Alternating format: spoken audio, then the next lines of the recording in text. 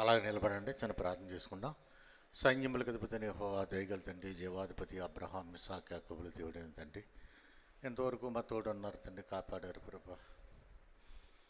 ఈ యొక్క ఏప్రిల్ నెలలో ప్రభా మరి ఈ విధంగా రేషన్ ఇవ్వటానికి, పేదవారికి, రోగులైన వారికి, అందులైన వారికి ప్రభా 2025 సంవత్సరం ఏప్రిల్ నెలలో ప్రభా ఈ రేషన్ ఇచ్చేటువంటి ప్రోగ్రామ్ను చేయడానికి సహాయం చేశారు ప్రభా. నెల నెల విధంగా నువ్వు ఇస్తున్నావు, మేము ఇస్తున్నాం ప్రభా. ఇది నువ్వు ఇచ్చేదే యేసయ్య. యెహోవా ఇచ్చినవు, మేము ఇస్తున్నాం. మేము ఇచ్చేవాళ్ళమే తప్ప మాకు వచ్చేదంతా నీ దగ్గర నుంచే ప్రభా. యెహోవా నీ కృపను బట్టి ఈ బిడ్డలందరినీ దీవించండి. వారు అక్కర్ల కొలిది ఆది అపోస్తలులు అన్నారు, ఎవరి అక్కర్ల కొలిది వారికి పంచిపెట్టిరని వాక్యంలో ఉంది. అవును తండ్రి, ఎవరు అసలు అవసరతలు బట్టి వారికి నువ్వే ఇస్తావు. నువ్వు మమ్మల్ని ఇమ్మని చెప్తే మేము ఇస్తాం, అంతే. ఇది ఇచ్చే కార్యం నీది, నీకు మాత్రమే మహిమ ఘనత ప్రభావములు కలిగినట్లుగా ఈరోజు జరిగే కార్యక్రమం మంచిగా జరిపించమని సర్వలోకరక్షణ వేసే పరిస్థితున్నా వినయంగా బతిమాలు ఎడుకడుతున్నాం తండ్రి. ఆమేన్. ఆమేన్. అందరికి వందనాలు. కూర్చోండి. వచ్చిన వారందరికీ మరొకసారి ప్రభు పక్షంగా వందనాలు.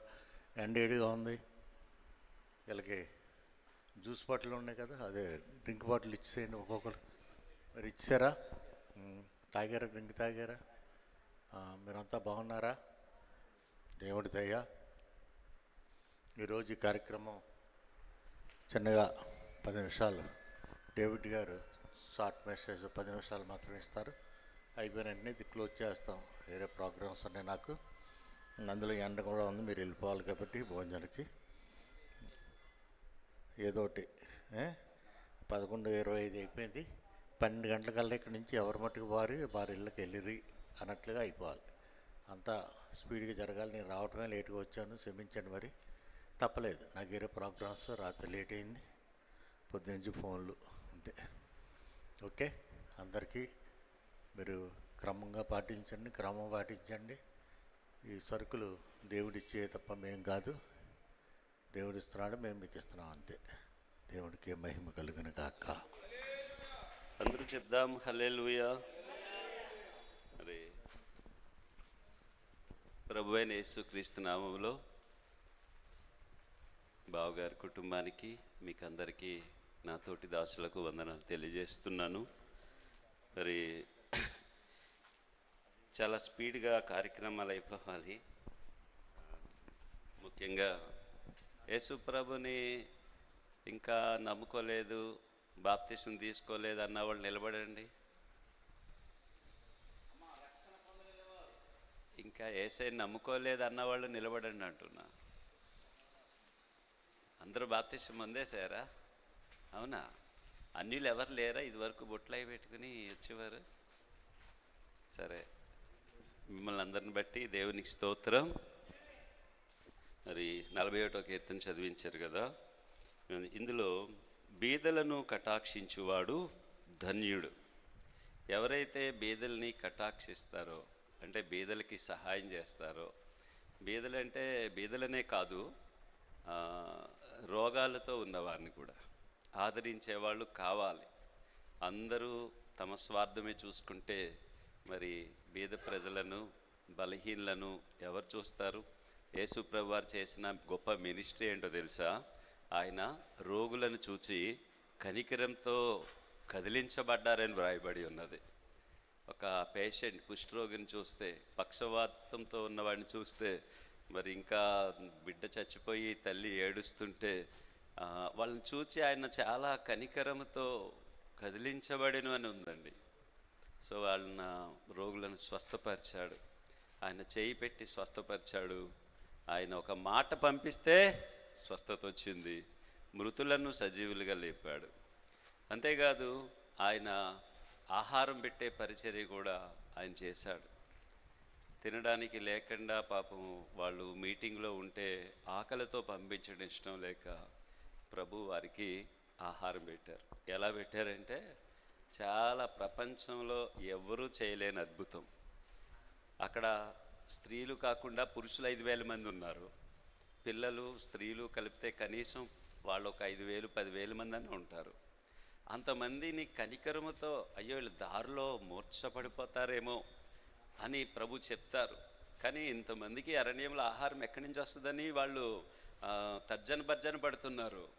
అప్పుడు ఒక చిన్ని బాబు దగ్గర 5 రొట్టెలు 2 చేపలు ఉన్నాయి, యేసయ్యకి ఇస్తే ఒక గంపలో రొట్టెలు ఒక గంపలో చేపలు పెడితే యేసు ప్రభు వారు ఆయన చేతులుంచి వాటిని ఆశీర్వదించాను. అందరూ చెప్పండి, యేసు చేతులుంచి ఆశీర్వదించాను. ఆయన చేతులు ఉంచాడు, ఆశీర్వదించాడు.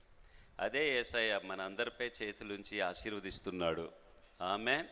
బావగారి కుటుంబాన్ని వాళ్ళ వ్యాపారాలని కూడా యేసయ్య చేతులుంచి ఆశీర్వదిస్తున్నాడు. నేను కూడా నా జీవితంలో ఏమీ లేనప్పుడు మా అందరి జీవితాల్లో ఎన్నో కష్టాలు ఇలాగా సమృద్ధిగా ఇప్పుడు దీవించబడుతున్నామంటే కారణం యేసయ్య చేతుల క్రిందకి మేము వచ్చాం. ఆయన చేతులుంచి మమ్మలను మా కుటుంబాలని ఈ వ్యాపారాలని ఆశీర్వదిస్తున్నాడు. ఆయన దగ్గరకు వచ్చేవారిని ఎవరిని త్రోసివేయడట, ఆయన ఎవరినే త్రోసివేయడట, అందరినీ ప్రేమిస్తాడు ఆయన. మనం చేయవలసిందల్లా మహోన్నతిని చాటున నివసించువాడు, సర్వశక్తి నీడను విశ్రమించువాడు ఆయన రెక్కల కిందకి రావాలి. ఆయన రెక్కల కిందకి మనం వస్తే దేవుడు తన రెక్కలతో నిన్ను కప్పుతాడట, ఎవరిని గద్దించాడట. 10 చిన్ని కోడి పిల్లలు ఉంటాయి, తల్లి అవి మేత తింటూ ఉంటే పైన ఆకాశంలో గ్రద్ద వస్తే రెక్కలు ఇలా చాపుద్ది. అప్పుడు పిల్లలన్నీ ఏం చేస్తాయి, రెక్కల కిందకు వస్తాయి. ఆ గద్ద ఏం అర్థం కాకుండా వెళ్ళిపోతుంది అది. కానీ ఒక్కొక్క పెంకిది ఉంటుంది, పెంకి బిడ్డ ఉంటుంది ఒకటి, అది నాకేం కాదులే అని ధీమాగా అలాగుందనుకో, గద్ద వచ్చి ఏం చేస్తుంది, దాన్ని ఎత్తుకుపోతుంది. అలాగే యేసయ్య రెక్కల కిందకి మనం వస్తే ఆయనట తన రెక్కలతో అంటే తన చేతులతో నిన్ను కప్పుతాడు, నిన్ను స్వస్థపరుస్తాడు, నూతన బలమిస్తాడు. మెయిన్ ఏంటంటే యేసు ప్రభు వారు లోకానికి చెప్పిన గొప్ప మాట ఏంటంటే, నీకు అనారోగ్యం ఉన్నా అని ఆర్థిక అవసరతలున్నా కుటుంబ సమస్యలున్నా అని చెప్పేది ఏంటో బాగా వినండి మాట, మీ హృదయములను కలవరపడనీయకుడి. పక్కన వాళ్ళకి చెప్పండి అందరూ, మీ హృదయములను కలవరపడనీయకుడి. ఏం కలవరపడకండి, ఏం టెన్షన్ పడకండి. చాలామంది అయ్యో నాకేదో అయిపోతుంది, నేను చనిపోతానేమో అని సైతానుడు గాబరా చేస్తాడు, కలవరం చేస్తాడు. కానీ మీరెప్పుడు కూడా ప్రభు బిడ్డలు, ఆయన రెక్కల కిందకు వచ్చారు, ఆయన మీకు ఆశ్రయదుర్గంగా ఉన్నాడు, మిమ్మల్ని ఎవరేమీ చేయలేరు. హల్లెలూయా. ప్రభు మీ తల వెంట్రుకలన్నీ లెక్కించబడి ఉన్నవి అన్నాడు. ఎందుకన్నాడు తెలుసా, నా సెలవు లేకుండా ఒక తల వెంట్రుక కూడా మీలోంచి నేల రాలదు అని. నీ తల వెంట్రుకలు పట్టే అంత ప్రేమ కలిగి ఉంటే నీ హార్ట్ పట్ల, నీ కిడ్నీల పట్ల, నీ లోపల అవయవాల పట్ల, ఆఫ్టర్ ఆల్ తల వెంట్రుక కూడా ఆయన కేర్ చేస్తున్నాడంటే నీ శరీరము, నీ ప్రాణము, నీ ఆత్మను ఎంతో నిన్ను ఆయన కేర్ చేస్తూ ఉంటాడు. అది మాత్రం మర్చిపోకండి. నాకు తెలిసిన కొంతమంది ఉన్నారండి, ఇదే రాజమండ్రిలో నేను మల్లాయపేటలో జానరత్నయ్య గారి చర్చిలో రక్షణ పొందాను 94లో. ఆ టైంలో నాతో పాటు మీలాంటి వాళ్ళు చాలా మరణాపాయ స్థితిలో వచ్చిన వాళ్ళు ఉన్నారు. వాళ్ళు వచ్చారు, వాళ్ళ గురించి ఎంతో ప్రార్థన చేసాము. నిజంగా ఈ రోజుకి వాళ్ళు నూతన బలముతో లారీ నడుపుకుంటున్నాడండి ఆయన. నిజంగా యేసయ్య రెక్కల కిందకు వచ్చారు. అదే మనం చేసిన గొప్ప పని ఏంటంటే మన లైఫ్లో ఫర్ ఎవర్ ఇదే యేసయ్య దగ్గరికి రావడమే. నీ పని అయిపోయింది, ఇంకా నీ జీవితం మారిపోతుంది. నువ్వు విశ్వాసంతో ఉండు, నెమ్మదితో ఉండు. మరి దేవుడు బీదలకు ఇమ్మని చెప్పాడు. రేపొద్దున్న పరలోక రాజ్యంలో మేకలట, గొర్రెలంట. గొర్రెలు ఎవరు? బీదలకి ఆహారం ఇచ్చిన వాళ్ళు గొర్రెలు, బీదలకి వస్త్రాలు ఇచ్చిన వారు ధన్యులు, బీదలు అనారోగ్యంగా ఉంటే వాళ్ళకి హెల్ప్ చేసిన వాళ్ళు ధన్యులు. వాళ్ళందరినీ పరలోకం వచ్చేయండి అంటున్నాడు యేసయ్య తీర్పు దినాన్ని. ఈ ఎడమ వైపున ఉన్న మేకల్ని ఏమంటున్నాడండి, మీరు నాకు సహాయం చేయాలి, నేను ఆకలిగా ఉంటే నాకు ఆహారం పెట్టలేదు, నాకు వస్త్రాలు లేకపోతే మీరు వస్త్రాలు ఇవ్వలేదు, నేను అనారోగ్యంతో ఉంటే నన్ను చూడడానికి రాలేదు, నరకానికి పోండి అంటున్నాడు. క్రియలు లేని విశ్వాసము మృతము. బావగారు చేస్తున్నారు, వాళ్ళ అబ్బాయిలు ఇవన్నీ చేస్తున్నారు, కానీ మనం కూడా చేయాలి. మనం కూడా ఎంతో కొంత ప్రతి ఒక్కళ్ళకి మీరు కూడా చేయాలి. చేస్తారా? చేతులు ఎత్తండి ఒకసారి. మీరు కూడా చేయాలి. ఏం చేయాలి? ఎంతో కొంత ఏదో ఒకటి మీ పక్కన ఉన్న వాళ్ళకి, మీకులాగా ఏదైనా అనారోగ్యంతో ఉన్న వాళ్ళకి మనం హెల్ప్ చేయాలి. దేవుడు కూడా ఆ విషయం చెప్తున్నాడు. ఆయన మనల్ని క్షమించాడు, మనం ఇతరులను క్షమించాలి. ఆయన మనకు సహాయం చేస్తున్నాడు, మనం ఇతరులకు సహాయం చేయాలి. ఆయన మనల్ని ప్రేమిస్తున్నాడు కనుక మనం కూడా ఇతరులను, రోగులను ప్రేమించాలి. మీరు కూడా నిజంగా ఈ విధంగా కష్టాల్లో ఉన్నవాళ్ళు ఉంటే వాళ్ళకి చెప్పండి, వాళ్ళకి సహాయం చేయండి, బావగారి దగ్గర తీసుకురండి, దేవుడు సహాయం చేస్తాడు. సృష్టిలో అన్నిటికన్నా గొప్ప కార్యం ఏంటంటే ఇచ్చుట. చెప్పండి అందరూ, ఇచ్చుట. అందుకనే ప్రభువు ఇయ్యుడి, అప్పుడు మీకు ఇవ్వబడతాయి. ఇవ్వాలి ఇవ్వాలి ఇవ్వాలి ఇవ్వాలి ఇవ్వాలి. బావగారు ఇస్తున్నారు కాబట్టి దేవుడు వాళ్ళకి ఇస్తున్నాడు. మరి మనం కూడా ఇవ్వడం మొదలు పెడితే మనకి ఇస్తాడు. మా దగ్గరే లేక బాధపడుతున్నా అనుకోండి, ఏదో ఒక రకంగా ఇచ్చుట అనేది సృష్టిలో ప్రధానమైనది. దేవుడు మహాసృష్టికర్త అయిన దేవుడు తన ప్రియకుమారుని మన కొరకు ఇచ్చేశాడు. చెప్పట్లే కడదాం అందరం. ఏసయ్యని దేవుడు ఇచ్చేసాడు. ఎవరిస్తారు చెప్పండి? కుమారుని ఇస్తారండి. పిల్లలకి చిన్న జ్వరం వస్తేనే తల్లిదండ్రులు తట్టుకోలేం, కానీ ఆ మహాదేవుడు తన ప్రియకుమారుని ఇచ్చేసాడండి. అంతకన్నా ఇంకెవరు ఎక్కువేమి లేరు. నిజంగా ఆ ప్రేమామయుడికి ఎన్ని వందనాలు చెప్పాలి మనం. ఆ యేసయ్య కనుక ఈ లోకానికి రాకపోతే ఈ పంపిణీలు ఉండవు, మనం ఉండం, ఎవరెవరు ఎక్కడెక్కడో ఉండేవాళ్ళం. కానీ దేవుడు లోకాన్ని ప్రేమించి తన ప్రియమైన కుమారుణ్ణి మన కొరకు పంపించాడు. కాబట్టే ఆ ప్రియమైన కుమారుడు యేసయ్య కూడా తండ్రి నీ చిత్తం నాయన అని చెప్పి మనందరి స్వస్థత కొరకు భయంకరమైన కొరడ దెబ్బలు, ఒక్క దెబ్బ తినగలమండి. ఇంగ్లీష్లో పిక్చర్ తీశారు, ప్యాషన్ ఆఫ్ క్రైస్ట్ అని. అందులో చాలా బాగుంటుంది. మీరు ఎప్పుడైనా చూడకపోతే ఒకసారి ఇక్కడ వేసి చూపిద్దాం బాబా, అది మొత్తం అందరికీ. ఆ యేసు ప్రభు వారిని బట్టలు లేకుండా చిన్న మొలక అంగీ చుట్టి భయంకరమైన మేకులతో ఉన్నటువంటి దెబ్బ కొడుతుంటే ఇంత లెక్క కండలు పీకేస్తుండేమాట. అది సినిమా తీస్తే హీరో ఆయన ఒక దెబ్బ కొట్టేసరికి, 2 దెబ్బలు కొట్టేసరికి ఆ పైన ఏదో వేసారట ఆయనకి దెబ్బలు తగలకుండా, కానీ నిజంగానే దెబ్బ తగిలేసిందట. సొమసిలు పడిపోయాడట, హాస్పిటల్లో పెట్టేశాడట.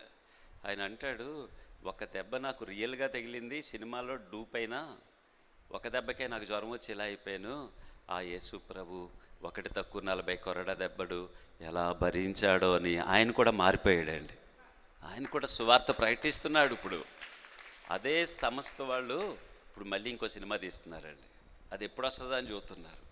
చాలా ప్రపంచంలో ముస్లిం కంట్రీస్లో అయితే ముస్లిమ్స్కి మతిపోయింది. ఇంకా యేసు ప్రభు గురించి అలా చూపిస్తుంటే ఈయన నిజమైన దేవుడని పెద్ద సువార్త, అది పెద్ద విప్లవం అయిపోయింది. అది అన్ని భాషల వాళ్ళకి, తెలుగులో కూడా వచ్చింది. మరి అదే ప్రొడ్యూసరు, అదే డైరెక్టరు ఇప్పుడు ఇంకో సినిమా తీస్తున్నారు బా. ఏంటంటే పునరుత్థానం. అదేమో సిలువ శ్రమలే తీశాడు. ఆఫ్టర్ యేసుప్రభు లేచిన తర్వాత ఆ 40 రోజులు యేసుప్రభు లేచి అందరికీ కనిపించారు, మాయమైపోలేదు. ప్రపంచంలో చచ్చిపోయిన వాళ్ళందరూ కూలిపోయారు, కానీ యేసయ్య ఒక్కడే సజీవుడిగా తిరిగి లేచాడు. ఆయన సమాధి ఖాళీగా ఉంది. ఆయన నమ్ముకుంటే మనం కూడా చనిపోయినా తిరిగి లేస్తాం, పరలోకంలో ఉంటాం. ఆయన లేచి చూపించాడు, మనల్ని కూడా లేపుతాడు. సరే, ఆయన పునరుత్థానం తర్వాత ఆ 40 డేస్లో ఏమైంది అనేది ఒక అద్భుతంగా చాలా గ్రంథాలు పరిశీలించి ఇప్పుడు షూటింగ్ కూడా స్టార్ట్ చేస్తున్నారట. సో ఇవన్నీ ఎందుకు చెప్తున్నానంటే ఆయన అంత భయంకరంగా దెబ్బలు తిన్నారు, ఎందుకంటే మన స్వస్థత కొరకు. అలాగే ఆయన ఆఖరి రక్తపు చుక్క సిలువ మీద వేలాడుతున్నప్పుడు సాయంకాలం 3 గంటలకు ఆయన ప్రాణం పెట్టేశారు. అప్పుడు అరిమతయ యోసేపు అనే ఒక వ్యక్తి వెళ్ళి జడ్జి గారిని అడిగి, ఆయన డెడ్ బాడీని ఇస్తే మేము సమాధి చేసుకుంటాం, ఎందుకంటే సాయంకాలం 6 గంటల లోపల సమాధి అయిపోవాలంటే సరే యేసుప్రభు చనిపోతే ఇచ్చేయండి ఈయనకి అన్నాడు ఆయన. అప్పుడు ఒక భటుడు వెళ్ళి ఈటితోటి ఆయన డొక్కలో పొడిస్తే ఆయన హార్ట్లోకి వెళ్ళిందట. ఆ హృదయంలో 2 కవాటాలు ఉంటాయి, చెడు రక్తం, మంచి రక్తం. అందులో మిగిలిన కొంచెం నీళ్ళు, కొంచెం రక్తం కూడా ఆ ఈటితోటి బయటకు వచ్చేసినాయట. అంటే ఆఖరి రక్తపు చుక్క కూడా మన కొరకు ఇచ్చేసాడు ఆయన. ఇంత గొప్ప దేవుడు ఎక్కడున్నాడండి? తండ్రి అని దేవుడు ఇచ్చాడు కొడుకుని, ఆ కుమారుడేమో తన ఆఖరి రక్త బిందువు కొరకు మన కొరకు ఇచ్చేశాడు. మరి ఆయన మూడో రోజు తిరిగి లేచాడు. సో గివింగ్ నేచర్ అనేది చాలా ప్రాముఖ్యం. బావగారు మీకు అందరికీ ఇస్తున్నారు, ఆయన ఇస్తా లేదని ఆయనే 1000 సార్లు చెప్తూ ఉంటాడు ఎప్పుడు. కానీ ఇంకో విషయం ఏంటంటే, బావగారు మనకి ఇవ్వట్లేదు, దేవుడే ఆయనకి ఇస్తున్నాడు. ఇప్పుడు ఈయన మనందరికీ ఇచ్చుట వలన ఎవరికి లాభం? మనకు లాభమా, ఆయనకి లాభమా? చెప్పండి అమ్మా, మాకు లాభమని. లాభం కాదా? మనకి కొంచెమే లాభం. కానీ దేవుడు ఏమంటున్నాడు? 100 అంతలుగా ఆయనకి ఇస్తూ ఉంటాడు. పెట్టుబడి పెడుతున్నాడు. ఈ పెట్టుబడికి దేవుడు ఎన్నింతలు ఇస్తాడు? ఇప్పుడు ఎవరికి లాభం? చెప్పండి అమ్మా, మాటలు వచ్చా రావా మీరు? మనకి ఇచ్చుట వలన ఆయన దేవుడి దగ్గర నుంచి ఇంకా తెచ్చుకుంటున్నాడు. హల్లెలూయా. మనం కూడా చేద్దాం. సో ధైర్యంగా ఉండండి. యేసయ్య రెక్కల కిందకి వచ్చాం. ఫికర్ మత్, తెలంగాణ భాషలో ఫికర్ మత్ అంటే భయము వద్దు. చెప్పండి అందరూ, భయము లేదు. ప్రశాంతంగా ఉండండి. మీ అందరికీ నాకు పరలోకం గ్యారంటీ. కొన్ని రోజుల్లో మనం మట్టి రోడ్ల మీద నడవం. ఎలాంటి రోడ్లు ఉంటాయి చెప్పనా? బంగారం కూడా కాదు, సిమెంట్ రోడ్లు ఉంటాయి కదా. ఇక్కడ కంకర, ఇసుక, సిమెంట్ కలుపుతారు. పరలోకంలో నేను అనుకుంటున్నాను కంకర స్థానంలో ఒక్కొక్క వజ్రం 10,000 కోట్ల రూపాయలు విలువైన వజ్రాలు లారీలు ఉంటాయన్నమాట. ఒక వజ్రం 1000 కోట్లు అనుకుందాం. అలాంటి కంకర, ఇసుక, సిమెంటు కలిపితే కంకర కలిపి రోడ్లు వేసినట్టుగా అక్కడ బంగారాన్ని వేడి చేసి ఆ బంగారపు ద్రావకంలో కంకరేసి రోడ్లు ఉంటాయన్నమాట. ఊహించుకోండి ఎలా ఉంటుందో. హల్లెలూయా. యేసయ్యతో పాటు ఆ వజ్రాలు బంగారము కలిపి వేసిన రోడ్ల మీద వెళ్తాం. మా గోపికి ఎత్తాడు యేసయ్య ఆ కాంట్రాక్ట్. ఆ పరలోక రాజ్యంలో ఉంటామమ్మా మనం. మీరు దేని గురించి టెన్షన్ పడద్దు. మీరే కాదు, నేనే కాదు. అసలు ఆ టెన్షన్ అనేదాన్ని మన జీవితంలో ఉండకూడదు మనం. ఎందుకంటే ఈ లోకపు శ్రమల ఎదుట, మన ఎదుట ప్రత్యక్షము కాబోవు మహిమ ఎదుట ఈ లోకపు శ్రమలు ఎన్నదగినవి కావు. ధైర్యంగా ఉండాలి, ఎప్పుడు బలంగా ఉండాలి, యేసయ్యకి ప్రార్థన చేసుకోవాలి. మీరందరూ మళ్ళీ బావగారి గురించి రోజు ఏం చేయాలి? ప్రార్థన చేయాలి. ఒకళ్ళకొకళ్ళు ప్రార్థన చేసుకోవాలి. ఇంకా వీళ్ళు ఎవరైనా బాప్తిసం పొందకపోతే బాప్తిసం తీసుకోవాలి. ప్రతి ఆదివారం మందిరానికి వెళ్ళండి. దేవుడు మీకు నూతన బలం ఇస్తాడట. హల్లెలూయా. బైబిల్లో ఉంది, యెహోవా యందు ఆనందించుట వలన మీరు నూతన బలము పొందుకుంటారు. నువ్వు చూసుకో, నెల వెయిట్ చూసుకో. యేసయ్య నీకు వెయిట్ పెంచుతాడు, నీ కౌంట్ పెంచుతాడు. హల్లెలూయా. నీ జీవితాన్నే మార్చేస్తాడు. అంత మహిమగల దేవుడు. మరి ఇటువంటి మంచి కార్యాలని చేస్తున్న గాలి సుబ్బరాజు ఫౌండేషన్ని, జిఎస్ఆర్ కన్స్ట్రక్షన్ని దేవుడు జ్ఞాపకం చేసుకొనుగాక. ఈ కుటుంబం చేస్తున్న ప్రార్థనలు, ఈ ధర్మ కార్యములన్నింటినీ ప్రభు మర్చిపోవటకు అన్యాయస్తుడు కాడు. ఇది ఇంకా 100 అంతలుగా ఈ పరిచర్యని, వీటిని, ఈ కుటుంబాన్ని దేవుడు దీవించునుగాక. చిన్న ప్రార్థన చేసుకుందాం. మహాపరిశుద్ధుడా, నీ పాదాలకు వందనాలు. నిజమే ప్రభువా, మీరు నీ ప్రియ కుమారుని ఇచ్చేశారు. యేసయ్య, మీరు ఆఖరిని రక్తం చుక్క కూడా మాకు ఇచ్చేశారు. మేము ఏది ఇచ్చినా అది నెగ్లెజిబుల్, అది చాలా చిన్నదే. కానీ ఎంతోమంది ఇచ్చేవారిగా లేరు ప్రభువా. దయచేసి నన్ను కూడా క్షమించు. ఇక్కడున్న మేమందరం కూడా ప్రభు అనేకులకి ఇచ్చేడు వారిగా చేయండి అయ్యా. గుప్పెలు విప్పేవారిగా చేయండి అయ్యా. బావగారి కుటుంబాన్ని కృపతో జ్ఞాపకం చేసుకుని ఈ రాబోయే దినాల్లో ఈ లిమిటెడ్ సోర్స్ కాకుండా వేలాది మందికి దీవెనకరంగా మీరు చేయండి ప్రభు. అటు ఆత్మీయంగాను ఆర్థికంగా కుటుంబంలో అన్ని విషయాలు వర్ధిల్ల చేయండి. నా తోటి దైవ సేవకులు వారి కుటుంబాలు దీవించండి. మా సహోదరుడు సుదర్శనరావు గారిని, తన కుటుంబాన్ని, వారి బిడ్డల్ని, వారి అల్లుళ్ళు, పిల్లలందరినీ ఆశీర్వదించండి ప్రభు. ఎంతో ప్రేమతో నెల ఇక్కడికి వస్తున్నారయ్యా. ఈ అమాయకమైన ఈ బిడ్డల్ని వాళ్ళ కుటుంబాల్ని నీ రెక్కల కింద భద్రపరిచి అంతకంతకు దీవించండి, నూతన బలంతో నింపండి. నీ ప్రియకుమారుడు మా ప్రియ రక్షకుడు యేసు క్రీస్తు ప్రభు నామమున స్తుతించి ప్రార్థిస్తున్నాము పరమ తండ్రి, ఆమేన్. ఎవరున్నారయ్యా మాకు నీవు తప్ప, వేరెవరున్నారయ్యా మాకు నీవు తప్ప, ఎవరున్నారయ్యా యేసయ్యా నీవు తప్ప, వేదనలోనూ శోధనలోనూ బాధలలో మరి వ్యాధులలోనూ ఆదరించు తండ్రివి నీవే కదా, ఆదరించు తండ్రివి నీవే కదా, ఎవరున్నారయ్యా మాకు నీవు తప్ప,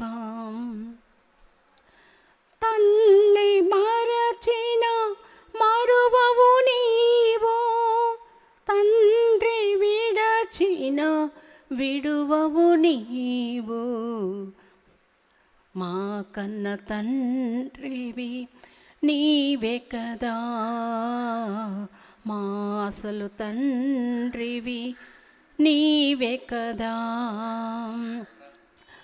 ఎవరున్నారయ్యా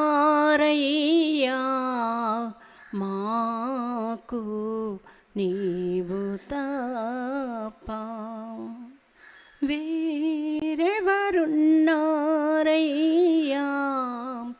మాకు నీవు తప్ప. హల్లెలూయా. దేవుడికే మహిమ కలుగును గాక. సుదర్శన గారు చిన్న ప్రార్థన చేస్తారు, దాంతో ఈ కార్యక్రమం క్లోజ్ చేసుకుంటాం. మరి మా వీడియో మిత్రులు ప్రాతికేయులు వారు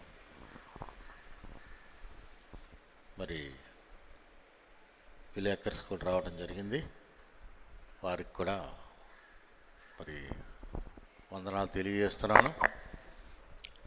చిన్న సుదర్శన గారు చిన్న ప్రార్థన చేసిన తర్వాత ఈ కార్యక్రమం గురించి వేరే కార్యక్రమంలోకి వెళ్తాం. ప్రార్థన. అత్యంత కృపానిధి గలవ పరలోకపు తండ్రి, భూమి ఆకాశమును సృష్టించిన సృష్టికర్తవైన దేవా, నీకు వందనములు స్తోత్రములు. పరిశుద్ధుడా, బీదలను కటాక్షించేవాడు ధన్యుడు. వారిని నాయన నీవు కటాక్షించే దేవుడు కనుక నీవు కటాక్షము నీ దాసుల ఎడల కనుపరిచిన దేవానికి స్తోత్రములు. ఇదిగో నాయన, నీ బిడ్డలు నా తండ్రి అనారోగ్యవంతులకు ఆరోగ్యం ఇచ్చుటకు నీవు వచ్చి ఉన్నావు నాయన. నశించిపోతున్న ఆత్మలను రక్షించడానికి వచ్చి ఉన్న నీవు నా తండ్రి గాలి సుబ్బరాజు గారి యొక్క ఫౌండేషన్ తరపున నీ పేదలైనటువంటి బిడ్డలకు నాయన ఇదిగో నిత్యావసర వస్తువులు అందించుచున్న నీవు నీకు స్తోత్రములు. నీ దాసులను దీవించండి, వారి కుటుంబాన్ని, వారి భార్య బిడ్డలను, వారి చేయించిన వ్యాపారాలను 30 60 100 ఫలింపచేయండి ప్రభువా. నీ కాపుదల, నీ నడుపుదల, నీ యొక్క రాకపోకలందు నిన్ను కాపాడువాడు కునుకడు నిద్రపోడని సెలవిచ్చిన నీ వాగ్దానమును నీ దాసుల ఎడల కనుపరచమని అడుగుతున్నాను. ఇదిగో ఈ యొక్క కార్యక్రమమును బట్టి నా ప్రభువా, ఇంకా గొప్ప గొప్ప నాయన పేదలను ప్రేమించే భాగ్యము, ఇదే కదా క్రీస్తు ప్రేమ, ఇదే కదా క్రీస్తు యొక్క ఉపవాసమని ఎల్లడి చేయుటకు నీ దాసుల ద్వారా మేమందరము నేర్చుకున్నటకు మీరు ఏర్పాటు చేసిన ఈ యొక్క చిన్న సభను బట్టి వందనాలు ప్రభువా. సంవత్సరం మొదలుకొని సంవత్సరాంతం వరకు నీ దయాకిరీటము వారి కుటుంబాలలో మేలుకరమైన దీవెన సకల సౌభాగ్యాలతో రంజిల్ల చేయమని అడుగుతూ ఉన్నాను. ఆరోగ్యం ఇమ్మని అడుగుతున్నాను తండ్రి. అలాగే ప్రభువా నా తండ్రి, ఈ నెల ఈ దాసుడు నాయన నీవిచ్చుచున్న ఆ జీవాహారాన్ని ఈ పేదలకు ఇచ్చుచూ ఉండగా వారిని తినేవారిని దీవించండి, వడ్డించేవారిని దీవించండి అని సెలవిచ్చినట్లుగా నీ చేతులను బలపరిచి నీ దాసుల చేతులను నాయన నూరంతలుగా ఫలింపజేసి ఇచ్చుట వలన నాయన నీకు నాయన ఎంతో మేలన్నావు ప్రభా. నీవిచ్చిన దాంట్లో నీ దాసుడు నాయన కష్టానికి ప్రతిఫలముగా ఇచ్చుచూ ఉండగా 30 60 100 ఫలింపజేసి మహిమ ఘనత కీర్తి ప్రభావములు పొందుకోమని దేవాది దేవుడైన యేసుక్రీస్తు నామములో గాలి సుబ్బరాజు గారి యొక్క కుటుంబాన్ని 100 ఫలింపజేయమని అడుగుతున్నాం పరమ తండ్రి. Amen, amen. మన తండ్రి అయిన దేవుని ప్రేమ, ప్రభు అయిన యేసుక్రీస్తు వారి కృప వెంబడి కృప, పరిశుద్ధాత్మ దేవుని అన్యోన్య సహవాసము, ఆయన ఇచ్చే ఆదరణ ఆశీర్వాదము కొడువచిన మనందరికీ నిరంతరము తోడై ఉండునుగాక. గాలి సుబ్బరాజు గారు కన్స్ట్రక్షన్ కంపెనీని ప్రభు ఇంకను ఆశీర్వదించునుగాక. చేస్తున్న వ్యాపారము, కాంట్రాక్టులు, కుమారులిద్దరూ కుటుంబాల చుట్టూ దేవుడు నిరంతరం తన కాపుదల ఉంచి కాపాడునుగాక. చిన్న దైవ సేవకులందరినీ, వారి కుటుంబాలని, పరిచర్యలను దేవుడు అభివృద్ధి పరచునుగాక. అలాగే ఇక్కడికి వచ్చిన ప్రేమతో వచ్చినటువంటి ఈ యొక్క రేషన్ తీసుకుంటున్న ప్రతి కుటుంబాన్ని ప్రభు జ్ఞాపకం చేసుకుని నూతన బలమిచ్చి వారి ద్వారా అనేకులకి ఇంకా ఆదరణ కలుగునట్లుగా ప్రభు కృప చూపించునుగాక. వచ్చిన పాత్రికేయుల్ని, కెమెరా డిపార్ట్మెంట్ వాళ్ళని, వీళ్ళందరినీ ప్రభు ఆశీర్వదించునుగాక. కృప కలుగునుగాక. యేసు రక్తమే జయం, సిలువ రక్తమే జయం. ప్రభు యేసు నామమే సంపూర్ణ విజయం. ఆమెన్.